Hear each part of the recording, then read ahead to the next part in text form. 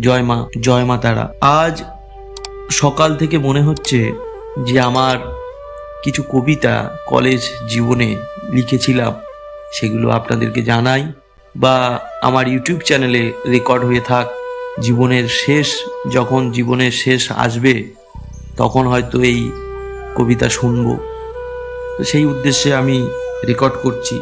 আপনাদের যদি ভালো লাগে তো নিশ্চয়ই আপনারা জানাবেন।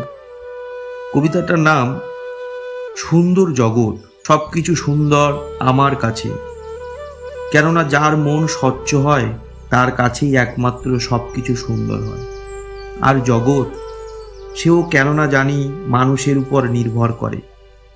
মানুষ যদি তার অন্তর বহির সব জগৎকে স্বচ্ছ রাখে তবেই না সুন্দর জগৎ হবে। কেমন লাগলো অবশ্যই জানাবেন। নমস্কার।